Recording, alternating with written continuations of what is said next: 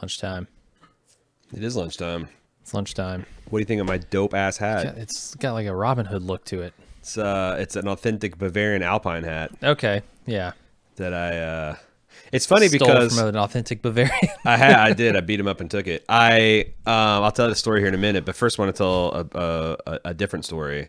I've been coming to your house for what, 2 fucking months, almost on a daily basis. Probably. I've never seen a living soul in your neighborhood. When I get out of the car and I'm jaunting up your driveway in my jaunty hat, no fewer than 3 of your neighbors were coming out the front door, and they all looked at me with the biggest, like, what the fuck expression on their face. They thought, what are the Bavarians doing? Yeah, right? Invasion? I don't like it. It's too close to German invasion. But it's like, and I'm like, God damn it! I felt self-conscious because, like, I love. That's always going to happen with a new hat. Yeah, sorry to say. I love wearing hats, but like, it's just not. Yeah, I would never wear this out in public except for lunch to show it off because it's just, I don't know. It's just. Then why'd you buy it? Well, because me and Cecily are really digging these German festivals, and so we went to Chris Kindlemart, which is the German festival for Christmas last weekend or 2 weekends ago, and I have been wanting one of these hats ever since we started going. And the thing is like the souvenir level hats, the ones are like $20-$30, like they never fit my head. Like they're always sold out of the fathead ones by the time I get there. So this guy had me try on a couple, but there was one like a nicer hat that was a little bit pricier, and I'm like, I don't know if it's worth it. So I wasn't going to buy it. Cecily decided to buy it for me, and this really sweet little pin that stuck on it too. Yeah, I can't see that side of it. So now I can. I'll wear it backwards like a Bavarian gangster. Oh Jesus! This is Bavarian gangster style. It's like a lightsaber with Amidala's headpiece around it. It is. It's fancy. It's fancy. So it's funny because I got this to put pins in it. So when the guy sold it, he's like, well, this is actually a really nice hat. I wouldn't put many pins in it. It's like too nice a hat to do the thing that you want to do. But I got like tons of compliments on it. So like now I got something to swag around, and because you can go like the Germanian Society does one out on like the west side, and they've got like, it's like the Rinfest kind of thing where they've got a dedicated facility that's got this big fest house that in the summer it's open, in the winter they tack like these tarps so it is capable of being this enclosed city. It's just a lot of fun. And one of Cecily's former coworkers, her parents are huge into Germanian Society, and they volunteer to run the Festhaus every year, and she bartends. So we get free 32-ounce refills of our souvenir mugs anytime we go and see her. And towards the end of the night, because this was the last night that they were doing it, they were going to have this after party, and like all the alcohol was up for grabs. So like at the end of the evening, we were doing shots of Goldschlager, and I forget, there's this German whiskey we were drinking. Just you know, because it's like everything must go, right? So we're just like knocking back shots, and then we went to the Germanian only societies members after parties that they do for the volunteers and stuff, and you know, they got like this like clubhouse essentially for the Germania Society. It was a lot of fun. And this weekend we're going to go to the downtown Cincinnati. There's a German, what is it? It's like Cincy German or something. I don't know. It's some kind of combination of that. They put on a Chris Kindlemart downtown. So we're going to go hit that up because we didn't have Jack with us tonight, the time before, obviously, because we got we drank a lot and just kind of caroused around. But it's cool. You can get like authentic. I actually prefer the winter festival more because the Oktoberfest is always like in late August, and it's like sweat balls hot. And I don't like drinking 32-ounce mugs of beer when it's that hot. And here's the other thing. In the winter, all the food is like super legit. Like they fly in these, what do they call the pastries? It's the thing that the Nazi ate on he wanted it with cream. Shit.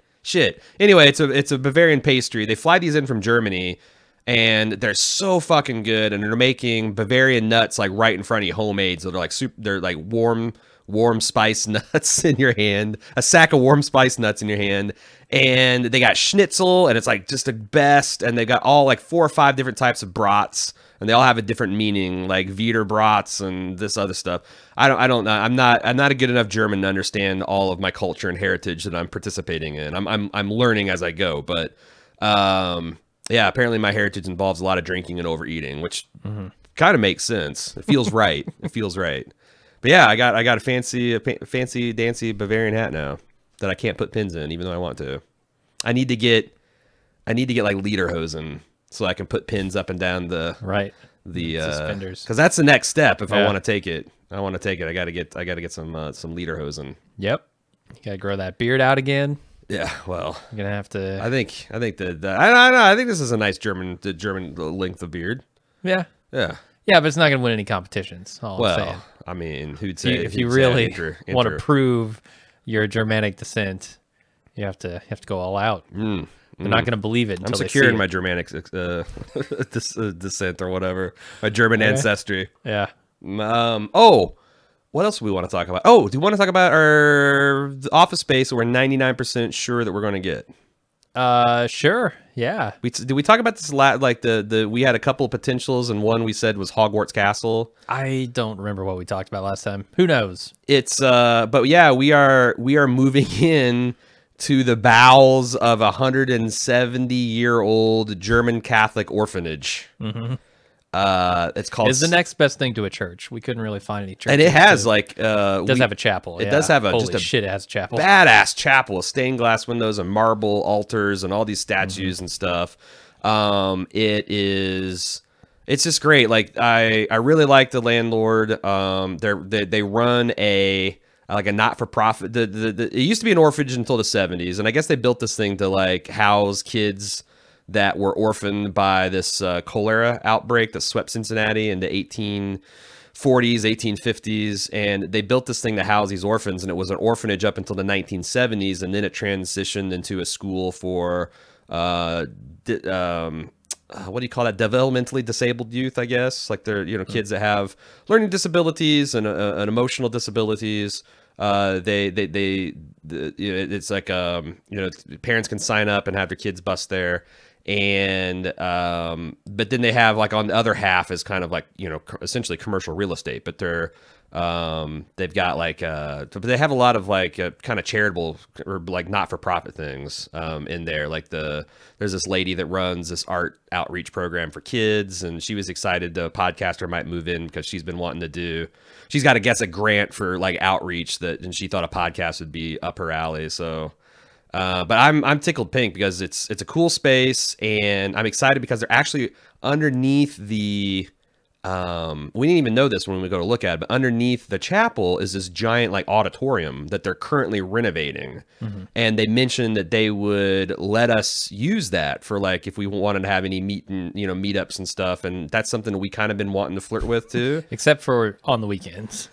Well, I mean, I think is usually almost entirely occupied by weddings. Right. But I don't know how, and I also know how much like flex they probably don't have any flex on that because the weddings make money. Yeah. We're not going to bring in as much money as a wedding. Right. Guaranteed. So, but it could be like some like, kind of Thursday night cash sort of thing. I don't know. It's I'm pretty excited. This is just a gorgeous building. It's a gorgeous grounds. It's also extremely inexpensive. This was like at the bottom of our range. We're getting 4 times the space for not even double the money that we're paying at the other place.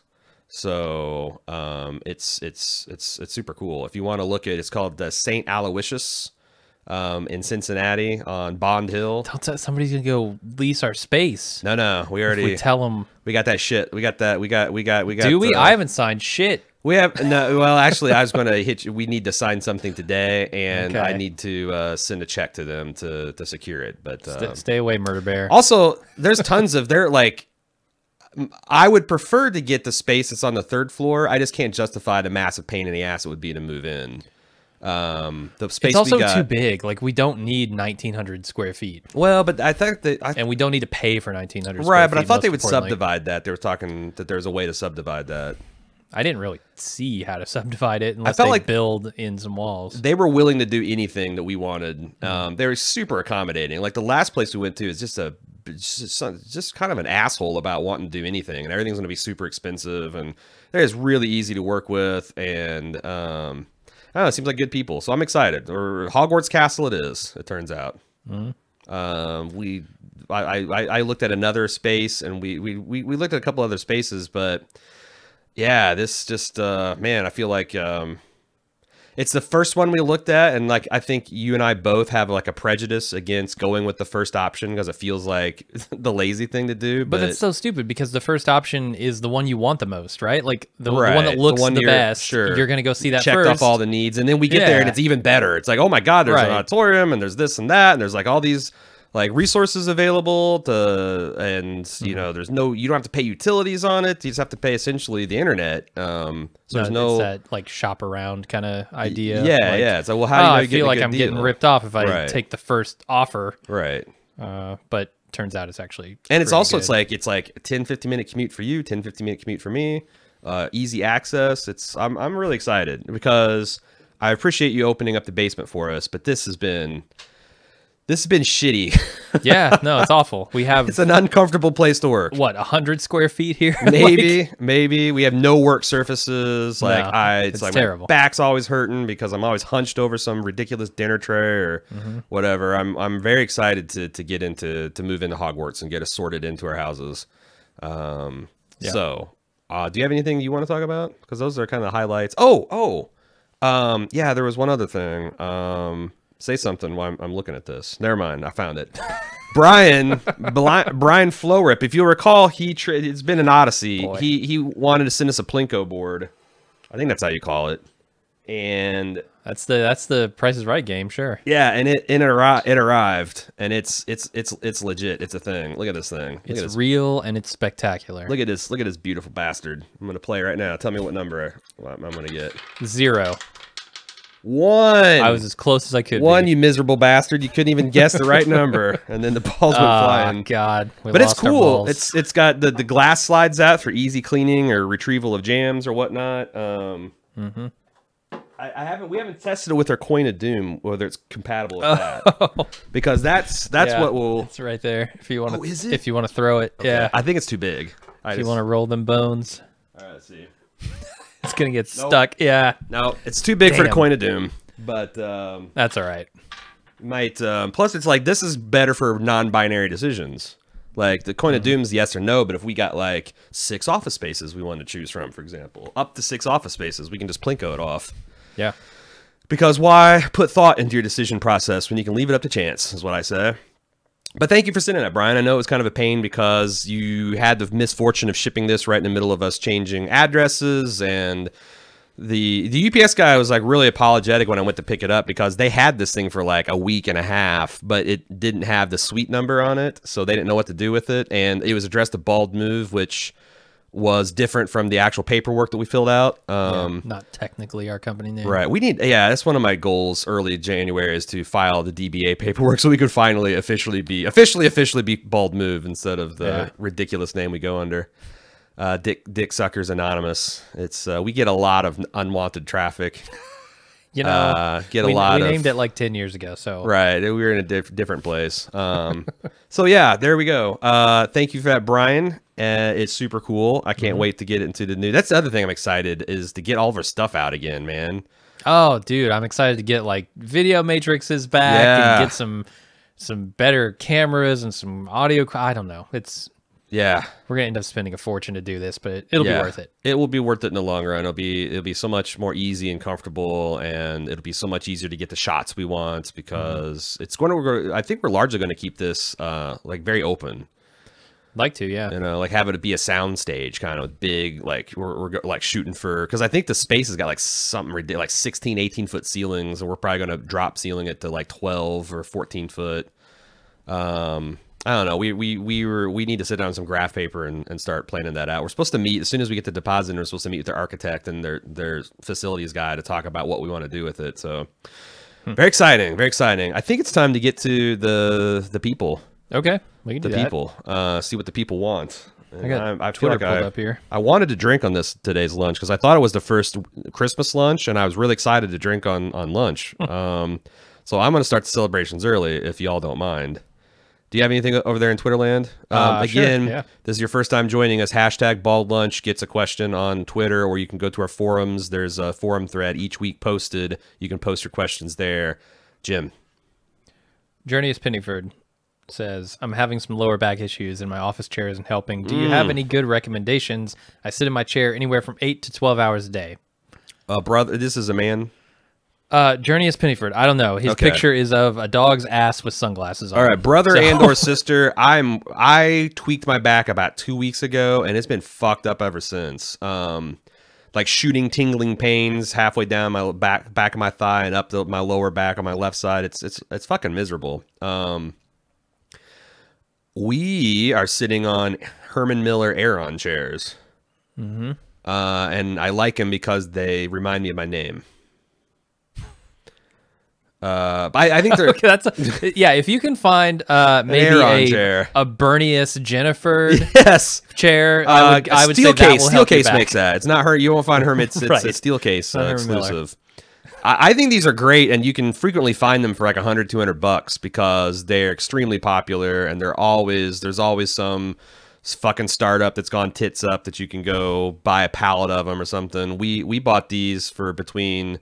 Like the really nice one was like, did we even? I don't even think we paid $400. I think it was like $300. Yeah, like at a scratch and dent store in Cincinnati, and I think they're the finest office chair that's made. They're extremely adjustable, up and down, left, right. They got a we did get the fancy ones, the ones that have like all the adjustments. Yeah, it's all kinds of It's great, and it's got a mesh back, so you don't get that swamp ass. Mesh seat too, so you don't get that swamp ass. Yeah, it's just a really great office chair, and they wear extremely well. Like this is one thing that you might spend a couple $100 on it, but it's going to last you your life. Like when I was 21, I bought a Steelcase scratch and dent. I think it was a Criterion, which is like a $1,500 office chair, and I got it for like $150. And it still looks as good and sits as good as the day I bought it. And I've spent like 5 years plus,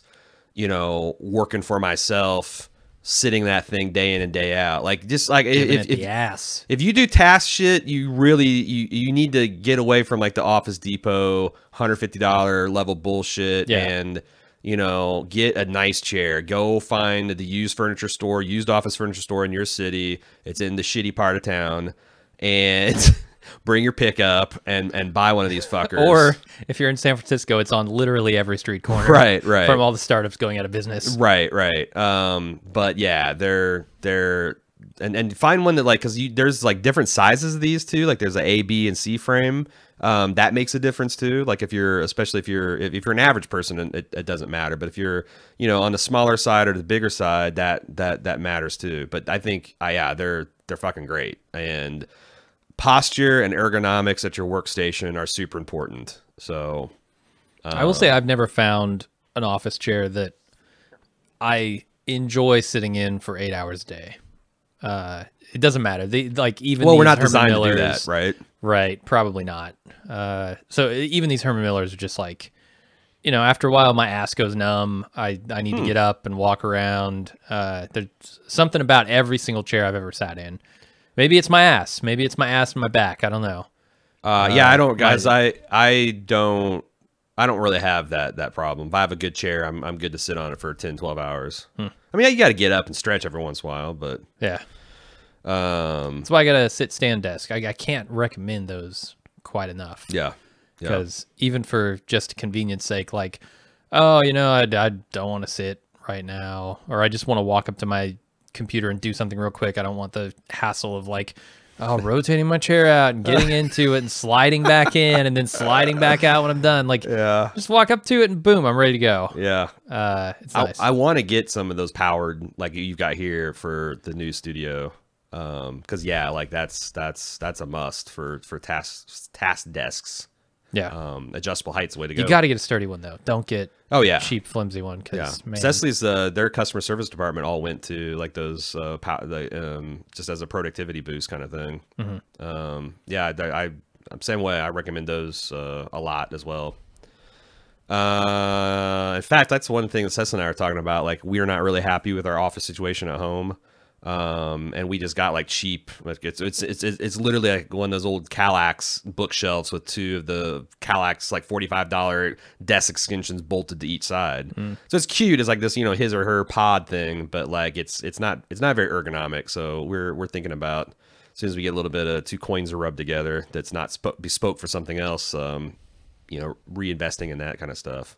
All right, there's 15 minutes chair talk. I think it's my turn now, right? Hot. MFT, welcome back, guys. Hope you had a great Thanksgiving break. I did. We had 2 family Thanksgivings this year. It was a lot of fun. How'd yours go? It was good. Went down to Lexington, celebrated Thanksgiving with a friend.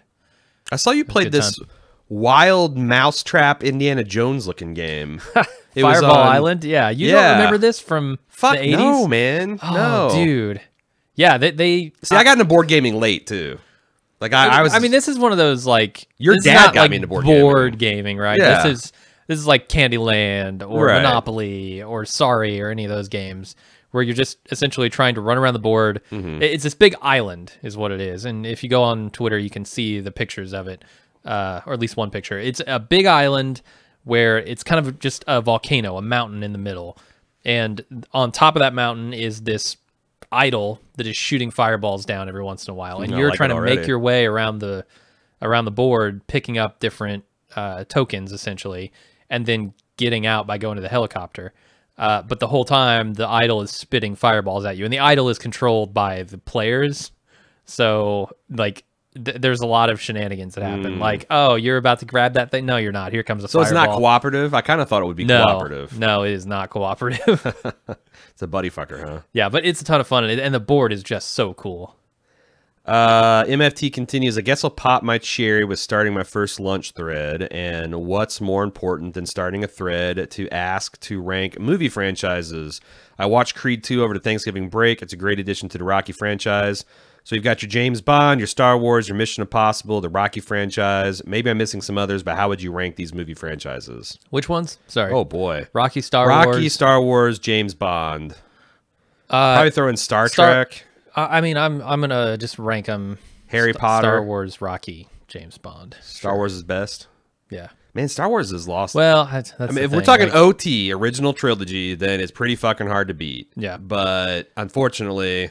Rocky's the most consistent. Yeah, because Rocky 5 has got one stinker. Everything else is either wildly entertaining or legitimately good. Yeah.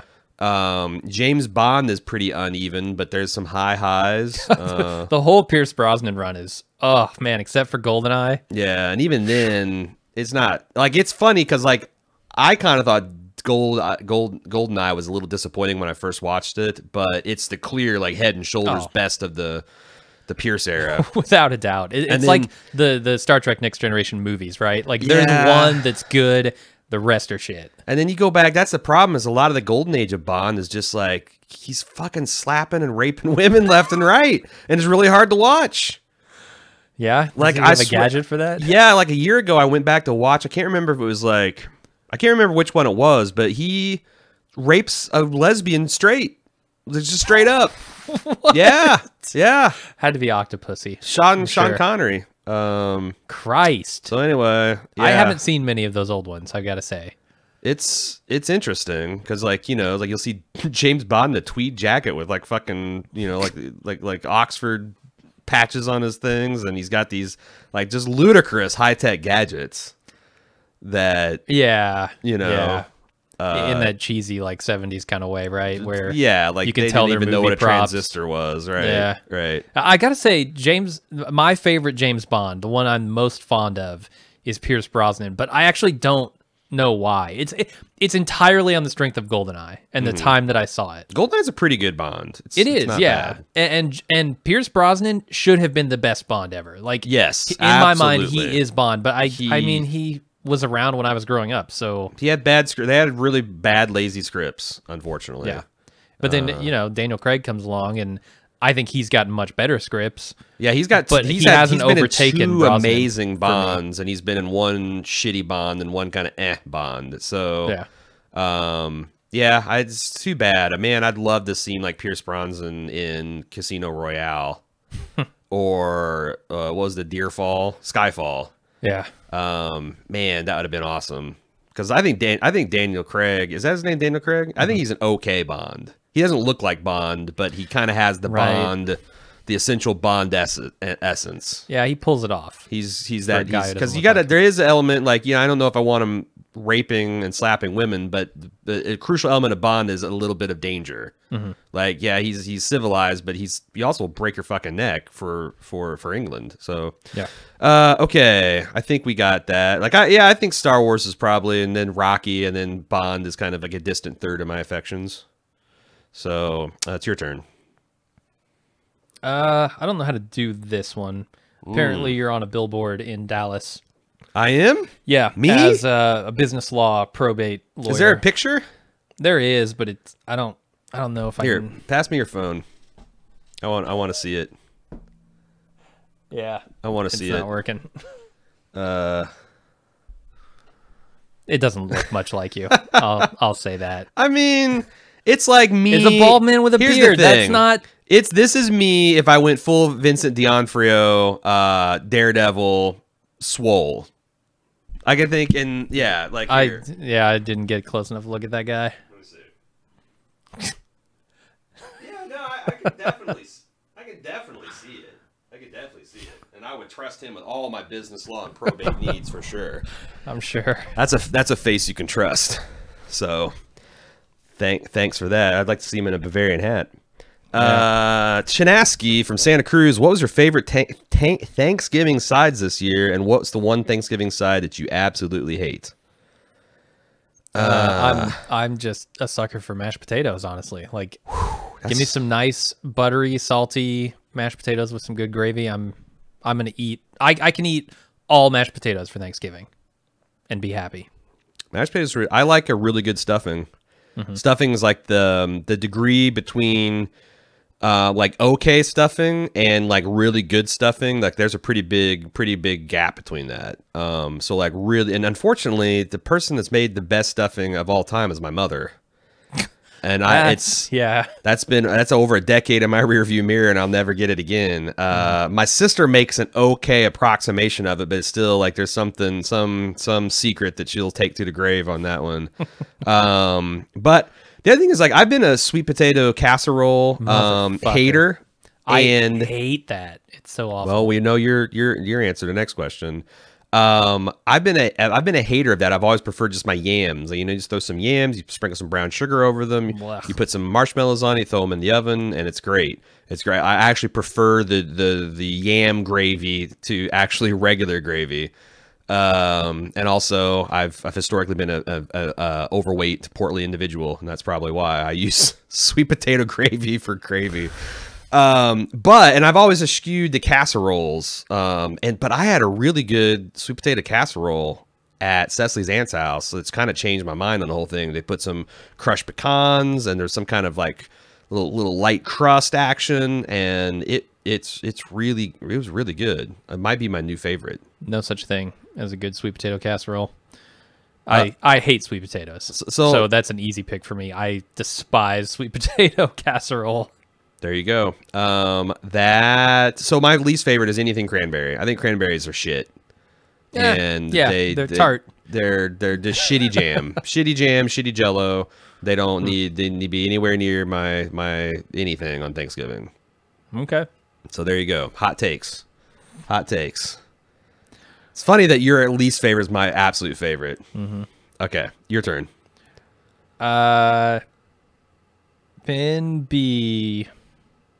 Maybe?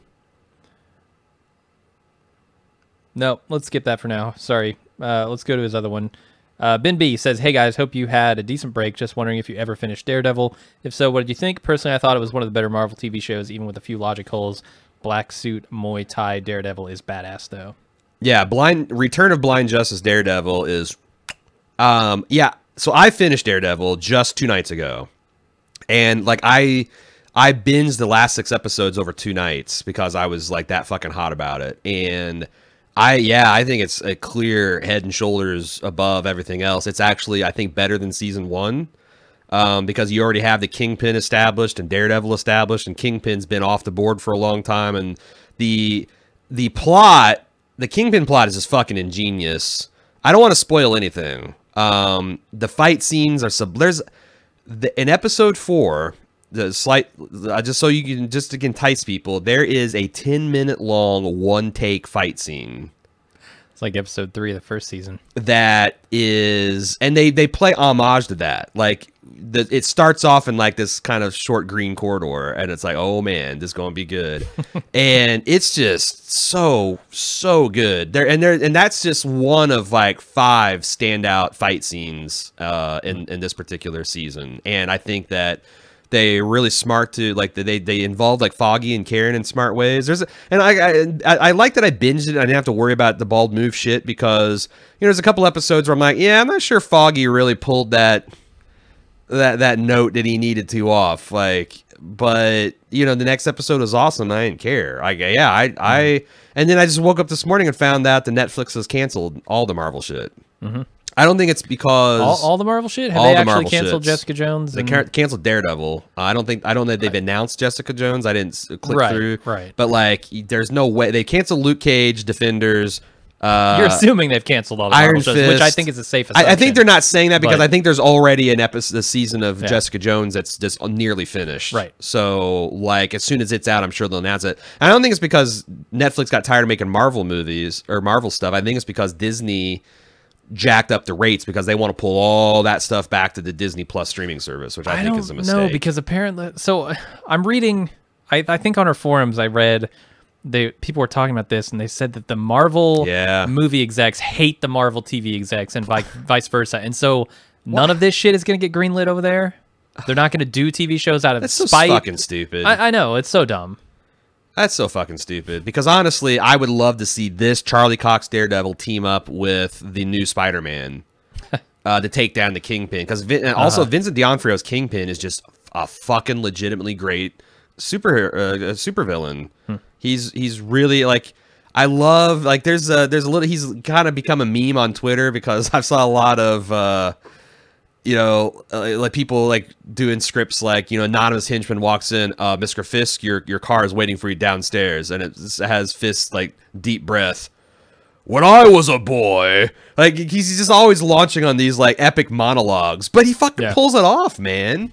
And he's just so smart and just plays the city like a fiddle. It's great. It's great. If you were disenchanted like I have, and I think Jim has been, by some of the late, like season 2 of Daredevil, where it's like Daredevil versus a bunch of anonymous henchmen, and I always like annoyed with Elektra because I think he naturally fits with Karen Page. Like, this is a return to form, and it's a damn shame. If it's the last Daredevil we get, it's a great Daredevil to go out on. Yeah, and it gets rid of all the stupid shit that I didn't like about season 2. Even went back to the Blind Justice. It's great. It's great. It's great. I hope you see it because I think that's one of the things I'm gonna binge. I think you'll dig. Break. I think you'll dig, and it's a great binge. Adobo, will we get a Guy Ferrari script written by Giamatti, Cage, Leguizamo, and Brian Dennehy? Written by what? You want a Guy Ferrari script written for Giamatti, Leguizamo, and Dennehy? You might get a Ferrari script written for a Giamatti sooner than you think. Taste of it, yeah. I mean, you'll get something akin to that. Yeah. We got to save. We can't burn through all of our classic characters. Yeah, our classic creations in one holiday season. We got to save the Leguizamo Christmas for another year. We got to save the Dennehy Christmas for another. Yeah, Merry Dennehy Christmas. Yeah. Happy New Leguizamo year. Leguiz, yeah. That's right. Okay, man. Maybe we can start a day of the year for Leguizamo. Yeah, just day like of his own holiday. Leguizamo, yeah. Where you spend half the day in a chair and you spend like doing nothing, like just being lazy, and then half the day working out. Right. Yeah. That's the celebration. Yeah. You can't. He half skip leg day. Right. Man, this is such a fucking like. There is only 25% of the listening audience that gets any of this. Like, you have to be a club member, you have to be watching this lunch, and you have to also have watched all the quips. So that's probably everybody. Yeah, that's probably more than we think. So your turn, man. Xanatos. asks, what is your favorite snowy weather activity? Sledding, snowball fights, snowman building, snow forts, sitting inside where it's warm, etc. Skiing. I love to ski. I love to ski. I want to get good at snowboarding. I told Jack that this year, because that's the thing. Like before we started Bald Move, I was making a lot more money, and I used to get us memberships to the Perfect North. That was when I lived in Indiana. Like I'm like 40 minutes away from this place now, and I haven't had a membership since I moved down here. But he was saying like, "Hey, Dad, because I think we went skiing once last year. He's like, can we go skiing this year? Because like we skipped 2 years, and I got real rusty, and I kind of I made a lot of progress. So I'm like, yeah, I think we can swing that. But I said I might try snowboarding if that's okay with you, because like you're a beginner skier and I'm a beginner snowboarder. We might actually have more fun if we're both kind of like struggling equally. And I've lost a lot of weight, and I feel like I'm in pretty good shape with all the hiking I've been doing lately. So I might in early January go take my son skiing. I keep wanting, like every year, I think like maybe this will be the year I'll be able to take him out to Colorado. Or something else nice, like maybe to Pittsburgh, or if nothing else, Boyne Mountain in Michigan. But it's like I just haven't got there yet. But yeah, that's what I love. I fucking that justifies winter all by itself as far as I'm concerned. How about you, Jim? I like sitting inside where it's warm. I like hot chocolate and watching the snow. That's about as snowy weather active as I get. So. Yeah. You don't like going out in the snow at all? I don't know. Occasionally, but it's not something that I look forward to. It's just something that kind of happens every once in a while. So that's not going to try to keep doing the hikes. Like we're looking forward to like less people and less heat. Are going to keep because you can like bundle up, and we got our hiking boots are waterproof, so we can like hike through snow and whatnot. I think less heat. 30 degrees is not cold enough for you. Well, I mean, like we were hiking in 99-degree, 99% humidity. Like we just looked like we went swimming when we got back off the trailhead this summer. So we're also next weekend we're going down. It's our 2nd anniversary. We rented a cabin way up in the mountains of Gatlinburg, and there's a lot of ambitious hikes. Yeah.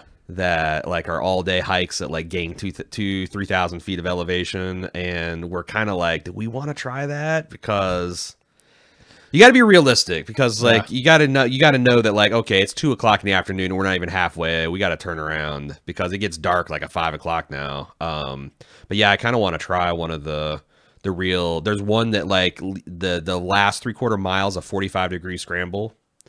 So that means like it's not like you're not mountain climbing, but the grade is 45 degrees, and a scramble means you probably going to use your hands to make your way up. But when you get to the top, it gives you a panoramic like 360-degree view from like 7,500 feet, which sounds kind of cool. If you don't know, Gatlinburg is in the Smoky Mountain Range, which is the lesser mountain range of North America, the Appalachians. So there's a lot of like segments of the Appalachian Trail to be kind of fun to hike, but we definitely want to spend one solid day down there hiking. It's prime bear on human violence season. Is it? So is it really? I assume so. Yeah, they're about to go hibernate, right? Oh, well, I see. That's like minimum. They're like they probably should. They should have. Did you know this about the late ones though? There are a lot of bears who just sit around and do nothing. Yeah. All fall, and they're like, maybe I should pack my Magnum just in case. Yeah. Give that bear something to think about. I've heard that actually, that's the thing, like black bears are not like man killers. Like you want to like get big, and like I think I can out bear a black bear, honestly. I think I'd send that fucker packing unless they got the kids with them. Yeah. But it's the wrong time of year for that. So that's true. Yeah. It's not spring. I'm not going to like tree a mom or bear with her cubs. I'm going to just like, I can be 8 foot tall and ferocious in their minds, and scary even without a gun. Is it my turn? I think it's my turn. Yeah. Okay. I just poured myself another drink, y'all. It's gonna get real. DJ Connell.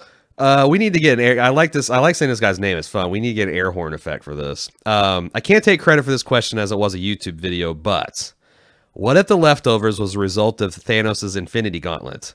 Of course, 2% isn't half the population, but just forget the problem and consider it a potential mashup. Forget the problem, yes. Also, there's a video called Avengers Infinity War is sadder with The Leftovers music. Check it out. I've seen this one. Yeah, no, I mean, you put that fucking Leftovers piano soundtrack behind anything, and it's a goddamn tearjerker. So yeah, but I don't care that much if Captain America disappears or fucking the hell's wrong with Fox you, Jim? gets caught up in a Fox celestial event. I don't care. Fox, what are you talking about? Yeah, fucking Star Fox. You got a Star Fox crossover now. If Flippy gets eaten by a wormhole, I don't give a shit. Do a barrel roll. I don't give a shit. Iron Man can melt in a sun, and I won't shed a single tear. Sorry, I'm just not attached to those characters enough to the true Infinity Stone is Jim's heart. Absolutely, it's the final one that Thanos needs to finally destroy the universe. Yeah, just make it all sentient life. It was a mistake. Yeah. He'll realize that 50% is not enough. You let hydrogen chill out for 15 billion years, and look what fucking happens. Yep. It's all been a mistake. Yeah, so not super worried about those characters. The Leftovers characters, though. Yeah, those characters I cared about. I just think, like, to me, like, this is silly because if the Leftovers took place in the universe of Marvel, like, that would be, you'd have an interview with Doctor Strange. Like, what do you think? Like, there's no meta-humans in the Leftover universe. Instead of Larry from Perfect Strangers. Right, yeah. You'd probably be interviewing Iron Man. You'd have Tony Stark in the congressional hearing. You wouldn't have just some rando scientist. So I think it's busted. I think that's busted. Your turn, man. All right. Kumano7, apologies if this has previously been discussed, but did you ever get around to seeing First Man? Quick thoughts. It was easily a top 5 movie of the year for me. Love the score, too. No, I haven't. I'm not even sure if it's in theaters anymore. I might have fucked up. I mean, you can see it online. Oh, is it? Okay. I'm certain. I mean, movies come out streaming the day they hit theaters now. That's true. A lot of them do. It's like super fast. No, I did. I want to watch it. My son really enjoyed it. His mom took him to it. I don't know. It might be something because, like, I've been thinking on weeks where we don't have a strong movie candidate, we should do like a catch up on something we're really passionate about, and that would be because I'm absolutely going to see this movie, and I don't want it to become a Creed situation where it's like I get too busy with bald move. Like, make it a bald move thing so I can just see it and get paid to do it. Yeah, because they're not going to do Second Man. Right. No. You'll never have a chance to go, apparently, now I need to see that. Apparently, we got bored of landing on the moon after 5 trips. Like, we treated it like fucking King's Island. We had a season pass. And we're like, we got tired of riding the beast. What the fuck? What the fuck, 1970s America? We're landing on the moon. We had astronauts playing golf on the moon, and we're like, nah, we don't want any of that. We don't want any of that. Fuck it. You don't want to see Fifth Man anyway, though. It's the real train wreck of the series. Oh, let's keep this good train going. Graham from Grand Rapids, Michigan. Thoughts on NASA's InSight landing on Mars? What kind of things do you hope to be discovered from studying the planet's core? I saw a photo of a Martian sunset. Yes. Badass. I legit get chills when I see, and it's So Mars is a red planet that has blue sunsets Yeah, because so cool. of their atmospheric effects, and we are a blue planet that has red sunsets. Isn't that fucking wild? No, I love it. I posted something on my timeline on Facebook a while back where it had like essentially 7 vertical slices of horizons, and they're all matched up. And it was the 7 worlds we've landed on: Venus, Mars, Earth, Europa. Didn't we land on Europa? We landed on Uranus. On Uranus, okay. Uranus. I'm sorry. I'm a 5-year-old. The moon. We've got footage of landing on like 6 worlds now, and that's fucking incredible. Incredible, and it's just the start of what our species is capable of if we can get our shit together here on Earth. Just the start of what Elon Musk is capable of.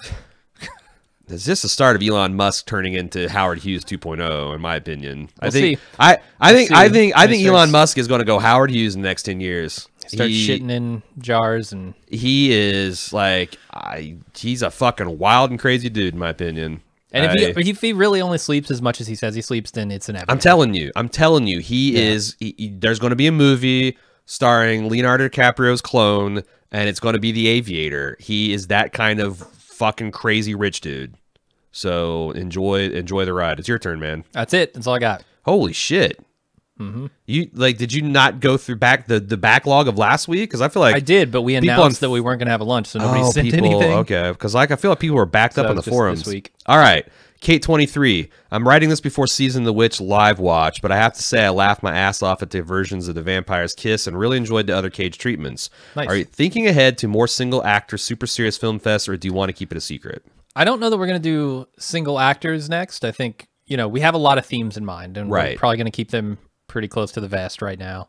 But yeah, we've thought about future seasons of that. Yeah, we want to do stuff that's kind of fun, that's like, it's Definitely interesting themed. to us. Definitely a like super serious film that will always have some kind of unifying theme. And I'm really excited for the next one. And you know, I don't know, because like it's tough. We don't have a big anchor thing to launch from right now. Like the most popular thing I'm doing is this Game of Thrones shit that I'm doing, like the supplemental stuff I'm doing with Anthony for Gods of Thrones and Fire and Blood. So we haven't had like a big tent to kind of launch it. And I think I will say this, that I think we're going to be a little smarter about marketing for like, I really want to do a super serious film fest about fantasy movies for Game of Thrones season. Can I say that?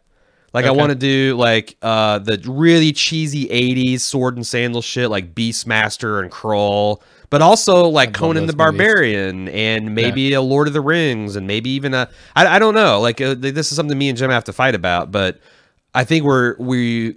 Oh, God, we got to do the Masters of the Universe movie. Fucking yeah.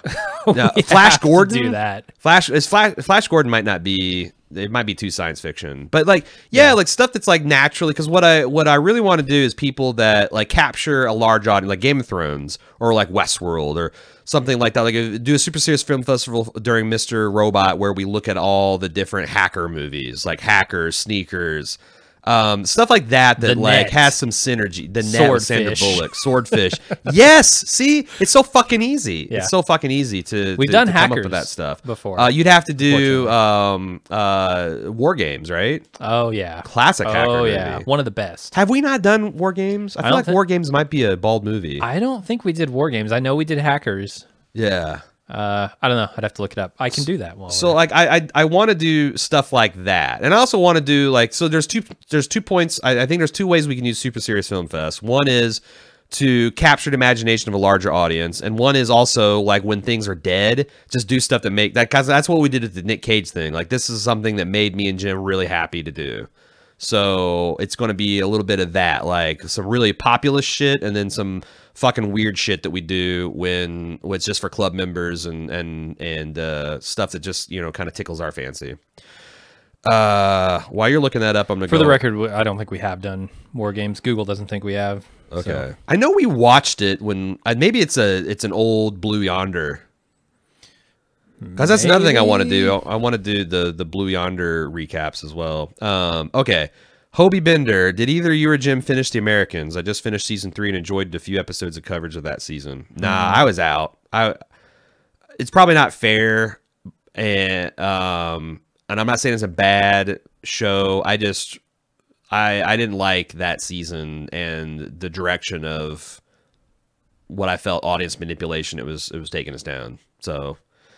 Yeah, I was out, and I was never really like I never really fully was on board with The Americans, but like I think season 2 ended in such a way that, you know, it had Margot Martindale in it, and is that her name? Okay, and because I always get her and Ann Dowd confused, hilariously, like I do everything else. And I remember like, okay, well, I guess, yeah, and it's popular. And plus, like, I was really excited to do the disguises, like with because we did that. Like, that's one of the deals. If you're a club member, we wore these elaborate disguises for the live recordings. Elaborate, he says. It was a wig and bad and wigs bad and sunglasses and scarves. Like, so Isaac, so much fun though. But then I got into it's just such a really bleak, unfun world, honestly. Welcome to the Cold War 80s. Right. Naugustine, in the spirit of Christmas season, what would be each of your guys' top 3 Christmas songs? Also, I remember Jim saying that he wished AC/DC had a Christmas album. They do. Oh, yeah, I saw Have a Christmas song called Mistress for Christmas. Uh-huh. Yeah, I saw, it was probably your post, and I saw that, and I went and I checked it out. Oh, man. I'm starting to feel the alcohol. It's kind of exactly what I thought an AC/DC Christmas song would be like. Oh, I have a new favorite Christmas album. Okay. And I haven't even heard it yet. William Shatner put out Shatner Claus this year. Oh, fuck.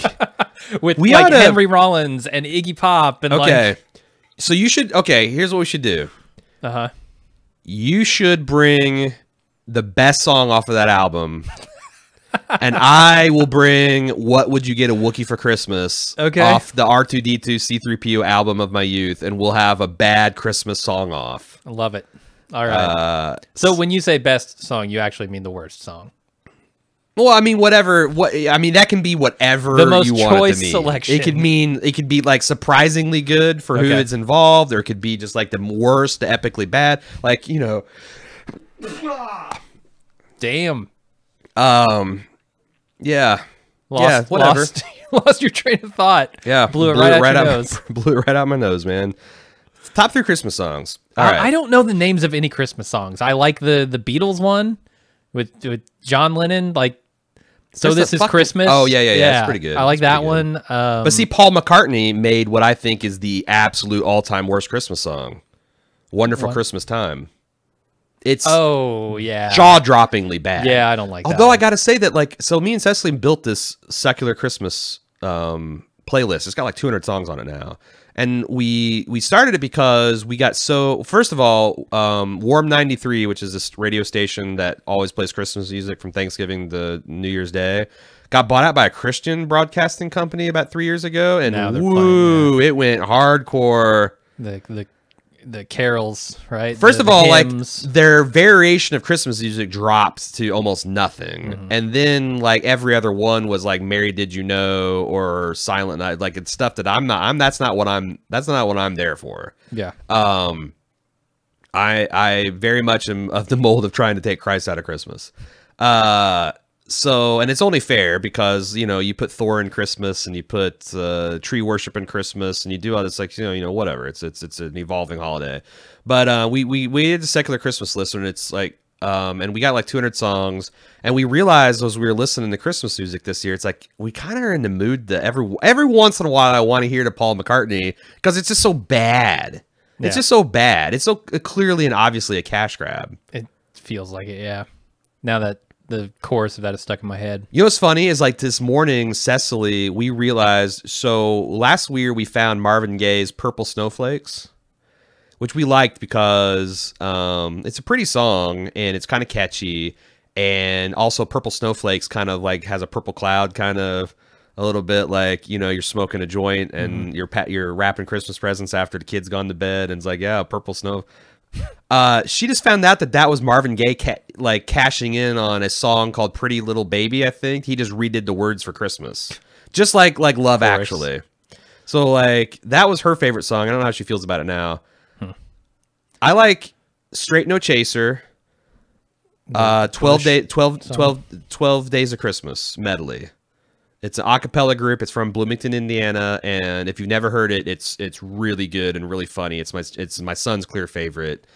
I like Have Yourself a Merry Little Christmas or whatever song that is. And my new favorite is this song called Joy, which you guys I will talk about at length on the podcast for All Is Bright? The Paul Giamatti Christmas movie coming out on Wednesday. It really like it's a melancholy Christmas song, kind of in the same vein that like Have Yourself a Merry Little Christmas is, but it's it's really good. It's really good. It made me weep. So those are my top 3 right now. Yeah, I do like that. Have Yourself a Merry Little Christmas. Probably put that up there at the top. My girlfriend's a big fan of the man. I really wanted to mispronounce this as Ben Kingsley because it's so much funnier. Bing Crosby. Bing Crosby, yeah. Pretty much anything that he does at Christmas, she likes. He's really good. We I've been looking for alternate takes of the classics. Like, you know, it's too much Frank Sinatra, too much James, too much Dean Martin. Like Tony Bennett's got some really nice ones. Harry Connick Jr.'s got some nice ones. How about Mariah Carey? Mariah Carey's got some Christmas stuff. I don't know if it's any good. Actually, take off Have Yourself a Merry Little Christmas and throw on Trans-Siberian Orchestra's, I think it's called like a Wizard's Christmas or something. It's essentially Carol of the Bells but metal. Like dun dun dun dun dun dun dun dun dun dun dun dun. Yeah, it's fucking cool. Like Yeah, I really like the heavy metal type of the Christmas, and like it gets me shaking my booty because we put this on a lot of times in the mornings when we're cooking breakfast, or we're in the we're decorating a tree, or we're doing Christmas stuff, like like listen to Christmas music in December. It's about to start. Tomorrow's the start of the Christmas rush season. I thought that was last Thursday. Well, but it's like the Advent calendars come out. Okay. Starting December they start 1st. to be opened. Yeah. Yeah. Like I don't have all my outdoor decorations up yet because I have to rent a ladder from Home Depot, and I haven't had a chance to do that. Why don't you just borrow my ladder? You don't have a high enough ladder to get to my peak, man. Because how fucking high is your house? It's not high. It's also the fact that it's got to sit in that basement bat cave entrance to the garage. So I need like another 10 feet to be safe. I need like a 36-foot extension ladder. I don't think I've got that. Yeah, so I always just rent it from Home Depot. I use it to put it up, and then I usually can take it down without just by pulling. So I save like $40-50. But yeah, I need to. That's what's going to happen this weekend. I'm going to put all the outdoor decorations up because we're also supposed to get like a nice 50-degree weekend. So here's what you need to do. You need to build a scaffolding over the garage indentation. Yeah. Yeah, and use your smaller ladder to get up to the scaffolding. That just seems like if something goes wrong, I'm going to fall 4 feet, 40, and then 40 feet. Yeah, that's when the shock of like the ladder hitting the ground hits, and then it's all. And I made do with a 24-footer last year, but it was terrifying. It was terrifying. You're up on the very top. Yeah, I am, and I'm bending, and I'm like, why am I doing this for stupid lights? Like it was really pretty when I was done because I was like putting icicles in the very tippy top of my roof, but yeah, it wasn't. I decided I was just going to rent the big ladder from there on out. Let's keep on rolling. Joshua H.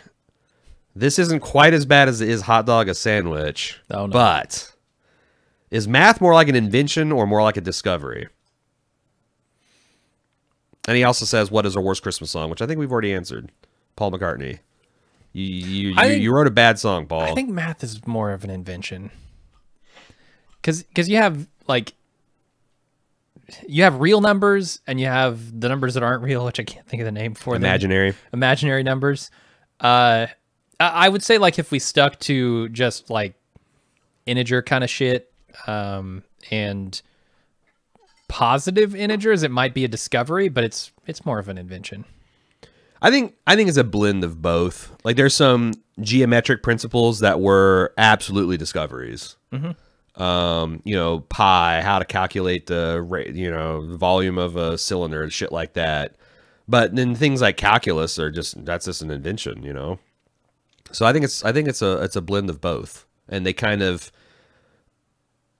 like it's a standing on the shoulders of giants. Like as you get you lay a foundation and then you build a new floor onto that. So, but again, math was never my strong suit. So that's not a learned opinion. It's just my opinion. Okay. Caleb Thrower from South Carolina. Have either of you guys used a grocery delivery service? I use a service called Shipt. And a service called Shipt, rather, is running a holiday deal, and the wife and I are thinking about getting in on that. With toddler going to the grocery store can be a nightmare. I'm still a bit apprehensive allowing strangers to pick out my food and then bring it to my house, even though I've done things like pizza, sub-delivery. I guess I'm weird. What say you? Like, if it's just strangers picking your shit out and put like, yeah, you need to let go of that, man. Because if people are delivering your pizza, they can already jizz on your pie and you'd never know it. So what are you really afraid of here? Is that a specific fear? It's not my fear. No, his specific I actually fear? order special extra jizz. Yeah. It's a hidden menu on Donatos.com. It is. Yeah, I've done grocery delivery. It was fine. It was good. When I lived in Chicago, I was doing Peapod, which comes with extra P if you order it. Yep. So that was a bonus. Yeah, I had no problems with it aside from cost. It costs quite a bit more. Yep, it's typically a premium service. And it doesn't just cost more for like, oh, we charge a delivery fee. It's like, nope, all of the groceries that you would buy cost, 10% more. CJD, thought I'd finally stop lurking and actually ask you guys a question. Well, welcome to lunch. Was wondering if you guys had seen the Always Sunny season finale yet. Never thought I'd get emotional watching an episode of Sunny. Continually amazes me how they managed to keep a show fresh and entertaining 13 seasons in.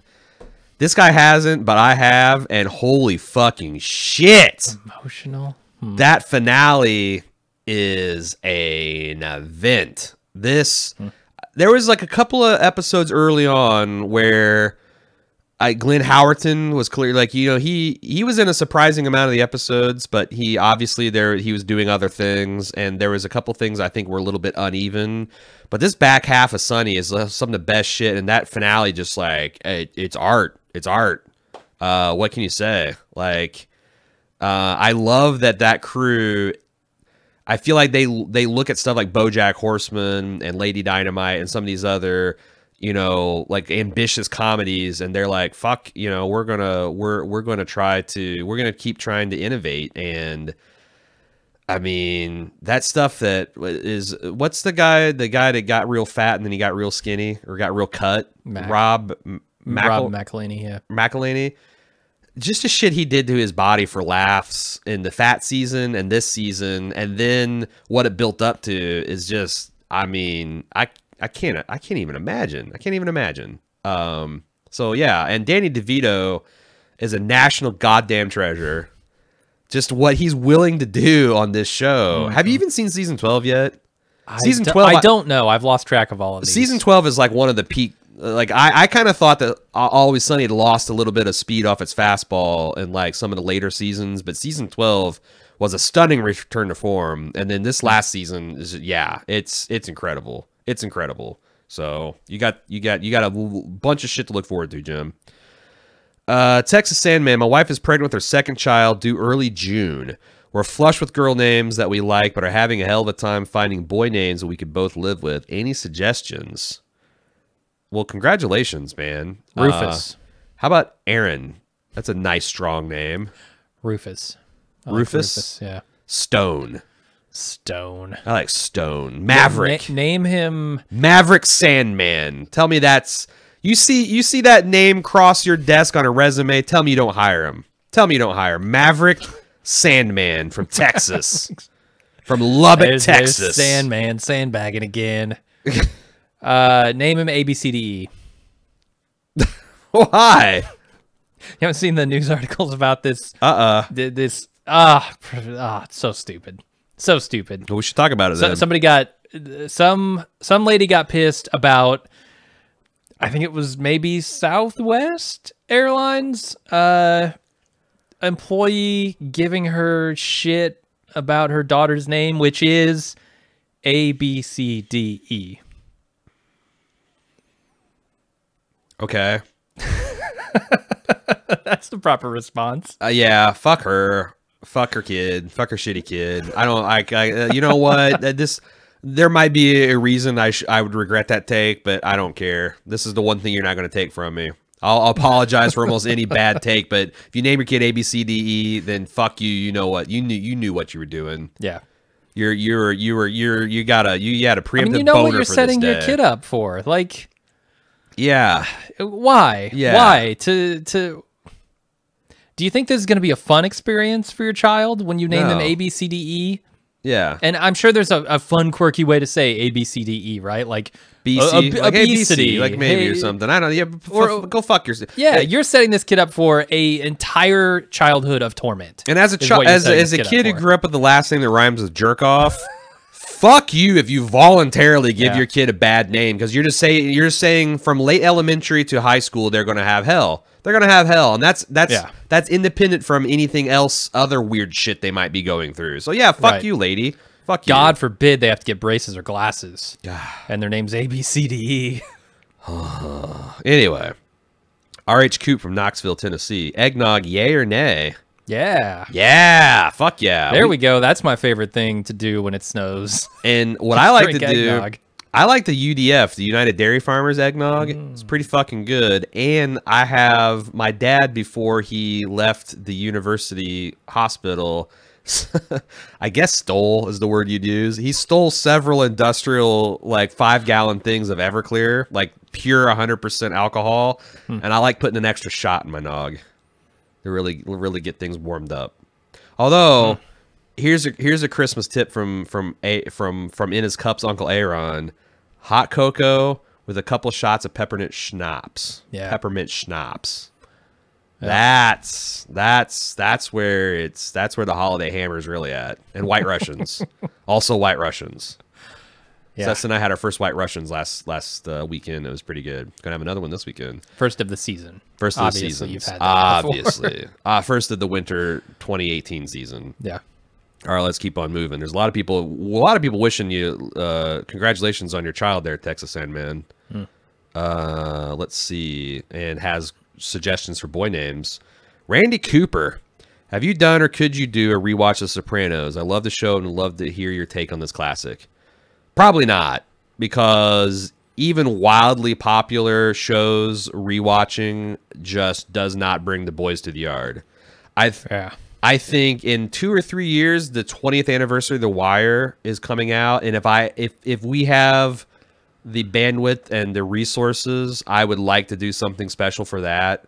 But it's not going to make business sense. It's just going to be a labor of love, and I don't have that much affection for Sopranos because I've never seen the whole thing through. I respect it, but I'm not the biggest fan. But you've seen them all. I think you like it. You know, you've been through that journey. Yeah, no, I like it, but I'm not about to do a podcast on the series. A Turner, I've been excited to hear about your upcoming coverage of True Detective Season 3. A few summers ago, I watched Season 1 and listened to your podcast after each episode. I really enjoyed your in-depth coverage to pair along with the twists and plot that I didn't catch in the first time. Well, thank you. That's all Jim, by the way. I just showed up and did my damn podcast. He did all the fancy stuff. Oh, was that what he was complimenting? I thought it was just our coverage of it. Well, I mean, it was certainly, to the extent that it's plus over extra coverage, it was all you. I never did get around to watching Season 2, although I felt like I remember y'all saying it was a disappointment. Yeah, do you recommend that I give Season 2 the full treatment in preparation for Season 3? Maybe just check out your coverage of it, or just skip it all together? I have a 50-hour work week and a 10-month-old, so I have very limited time to watch it. Skip.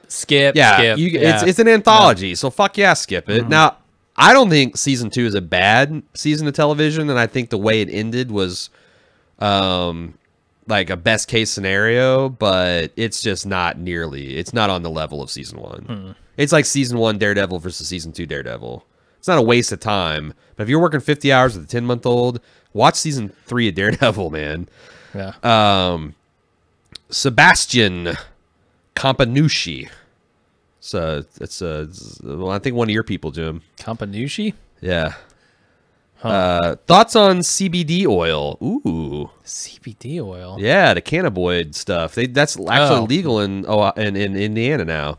I always felt like I suffered from some mild depression and anxiety, so since it's promoted as a cure-all, I thought I'd give it a shot. Not sure it's really making much of a difference at the moment, but interested in your guys' thoughts. I need to get you some to try, though, Jim, next time I go to Indiana, because I find it gives you just a very mellow feeling, like just like a sense of like, and I don't know what the concentrations are. I take a dropper full of it under my tongue for like 30 seconds and I swallow it. And for like 4 to 6 hours, I just have kind of like a nice, I don't feel like I'm high. I just feel like, just, you know, everything is a little bit better and easier to manage. But I haven't played with it a lot. I think Cecily's done a lot more CBD than I have. I've done it just, you know, when she's offered it to me, and I've enjoyed the experience, but it's not at all like getting high. But it's also like, you know, the hell of it is the placebo effect, man. The placebo effect is just so fucking powerful. Right. Like just take this shit that I've been drinking, this fake absinthe. This is probably no more potent than the Jim Beam that I created it from. But every time I drink this, I always think, man, there's just a little extra kick to it. Green fairies, hell yeah. There's a little, I don't see green fairies, but it's a little bit more intoxicating than I would expect the same amount of alcohol that I've imbibed. Is that what Peter Pan was on the entire time? Absinthe. Absinthe. Fucking mainline. Tinkerbell was just part of his imagination. He boofed it. He boofed absinthe up his ass and saw Tinkerbell. But no, it's great. It's like, it's not going to hurt you for damn sure. It's kind of expensive for what it is too. It's like $18 for a little, like a 30 dose bottle, which I don't know. Maybe that's not expensive. So I don't think a so. month's supply for $18, and if it makes you feel good and relieves your pain. I've been experimenting with it, like on my back pain, and it works. It seems like it works about as well as like taking 2 Aleve. So let's see. Let's move on. Oh, Aw Fuck asks, what are your thoughts on this John Chow and North Sentinelese story? You've had to have heard about this. No. I've been too busy with ABCDE, man. I don't have time for all this shit. Come on. All right. Christian missionary went to an okay, yeah, yes. I knew 100% I'm familiar with this. Because I'm like, what he the got fuck arrowed and buried, and yeah, okay. Sentinelese. I forgot what the name of that tribe is. I feel as bad as anyone that dies, but this fucking guy, it's indefensible. It's indefensible. His colonizing ass got what was, if it not deserved, what's coming to him. There's a reason that these tribes remain uncontacted. Many reasons, anthropological, but also biological. Like how he's bringing over his fucking gonorrhea to them. They don't want that shit, man. And fucking smallpox and that shit. And they have no defenses against it. It's fucking immoral. It's fucking immoral. And he is an existential threat to these people, and they killed him for it. Yeah. So he was warned not to do it. He fucking did. He took a lot of precautions to do the thing he wasn't supposed to do, and he got it's. I feel as bad as the guy who got mauled by grizzly bears for his fucking documentary. Like I feel as bad as people who die climbing Everest. Like, yeah. They knew what they were in for. Only worse because this there's no chance you're gonna kill Everest. this colonizing bullshit. Like just stop. I thought this shit went out with the 19th century. Just fucking stop. These people.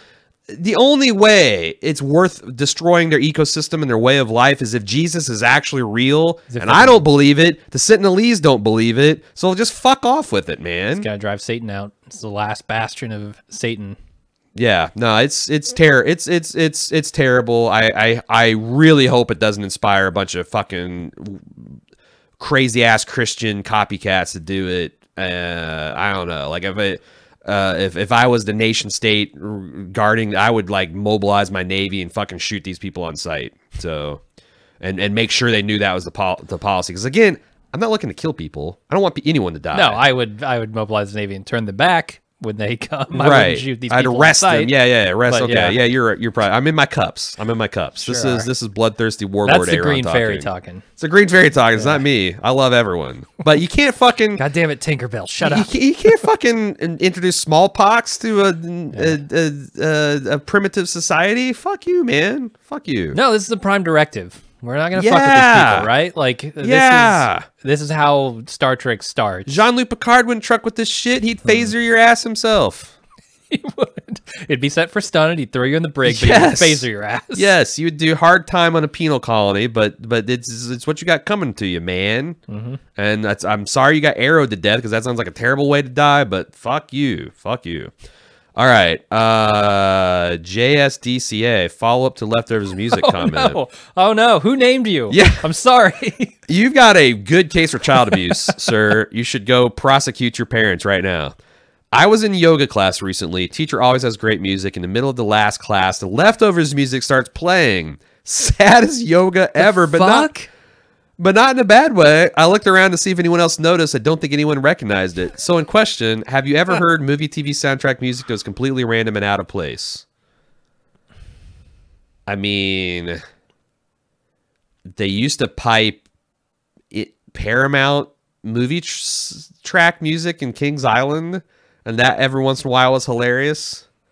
To like you're sitting in a 2-hour line for Top Gun and the Star Trek theme starts playing. But sometimes it's sublime because like I've really enjoyed the last few times because they don't do this everywhere in the park, but the Windseeker, which is this like 300-foot tall like swing that takes you up and like spins you around.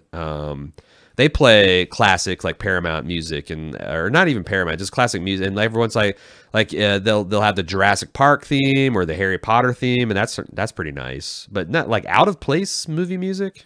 Can't recall a time, but it doesn't mean it hasn't happened. You know what I would play if I were a yoga instructor and I had my own studio? I would just play a constant soundtrack of farts.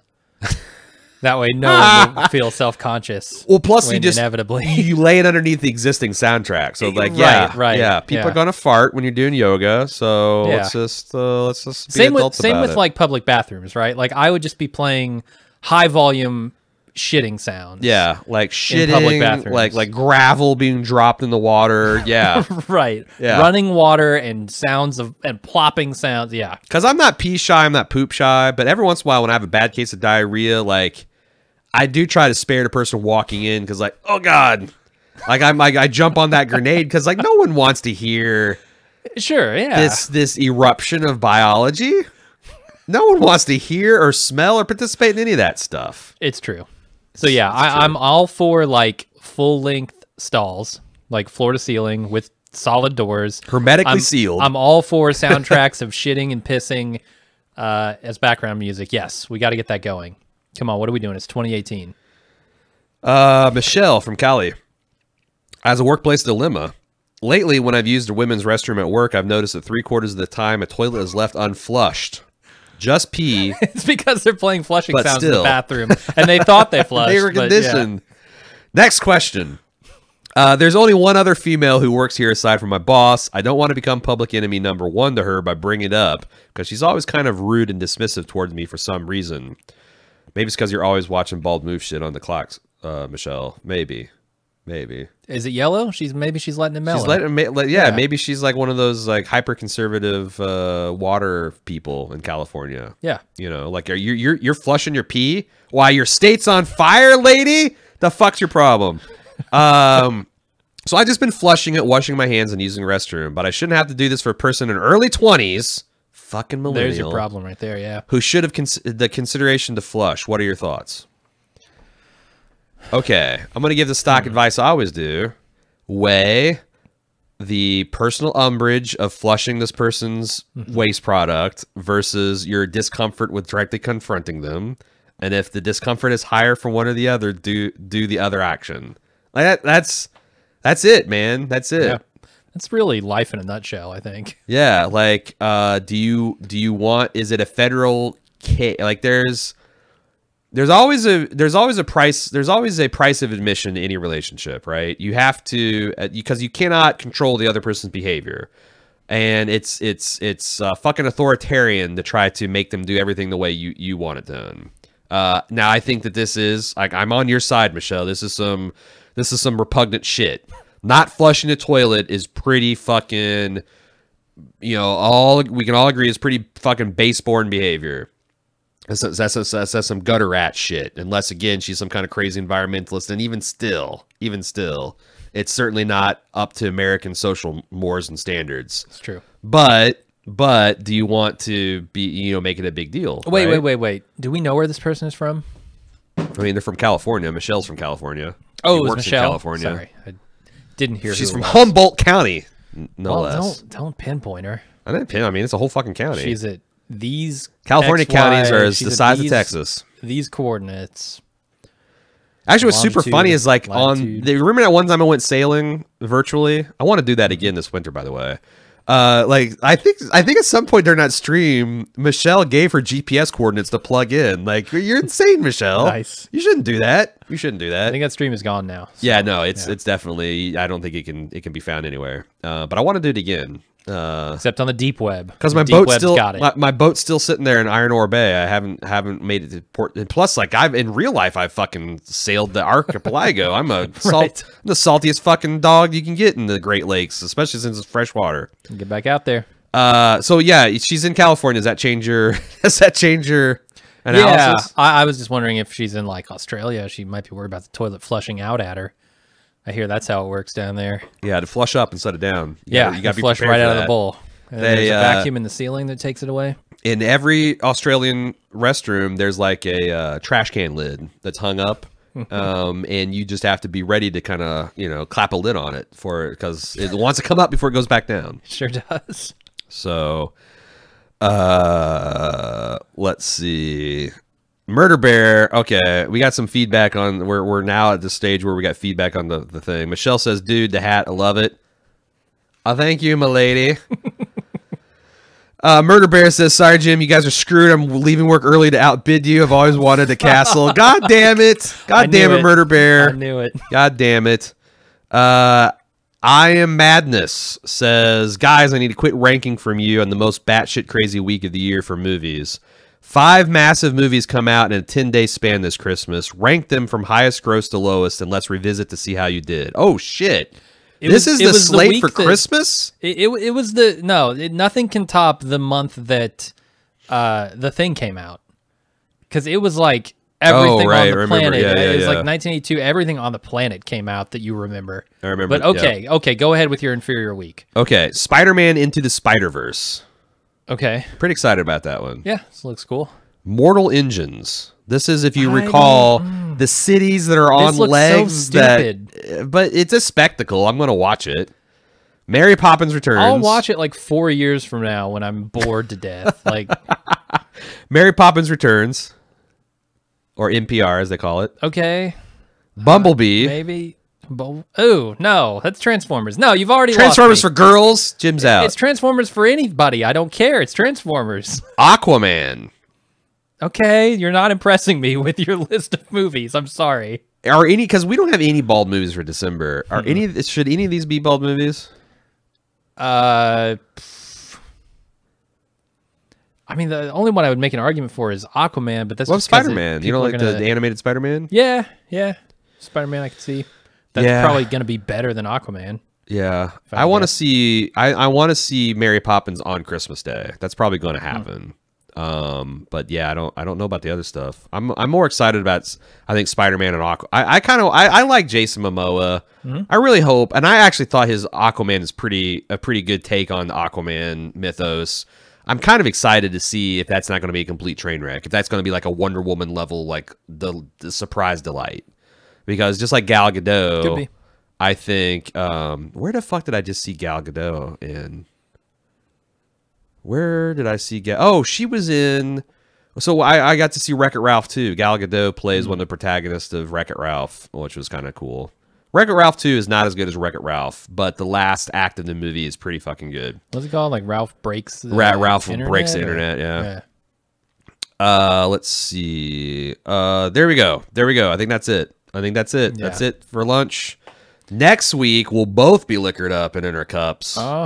First lunch of Christmas. The first lunch of Christmas, my true love gave to me a tumbler full of expensive whiskey.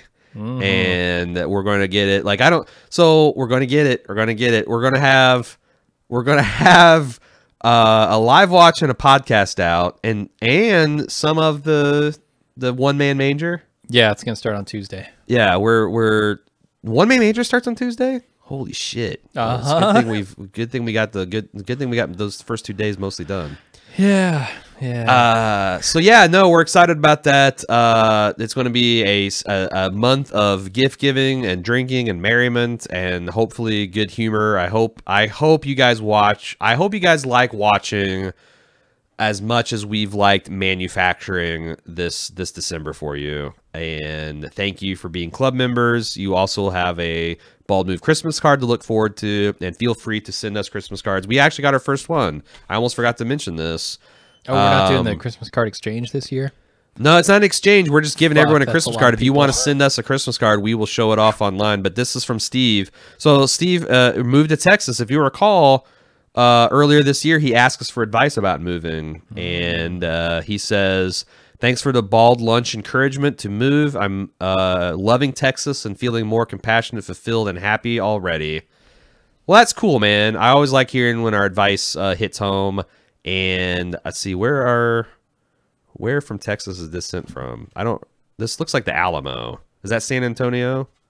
So hopefully you're in a place that's warmer than us. And this is our first kind of a Christmas postcard. So if you want to send us that, our address, as always, is at baldmove.com/about. You'll be getting a Christmas card in the weeks ahead. There's tons of Christmas content coming out. It's going to be a real good, chill, fun time. If you've already got half the experience, because I've stopped feeling my face like 15 minutes ago. Thanks for stopping by. Thanks for being a club member. Thanks for supporting this crazy lifestyle we have. Thanks for financing Hogwarts Castle for us. Can't wait to show you guys that. We'll be back next week. Oh, actually, programming note of next week, because me and Cecily are leaving a day early to go commemorate our nuptials. Fuck, man. That sounds. What? You know what? That Fuck sound you. dirty. You do the outro. I'm drunk. Tell them. I don't know what you were gonna say. I think you were gonna say there's no lunch next week. No, there's a lunch on Thursday. No. Yeah. That can't be true. That's impossible. We're observing lunch on Thursday because we didn't want to not do a Christmas lunch.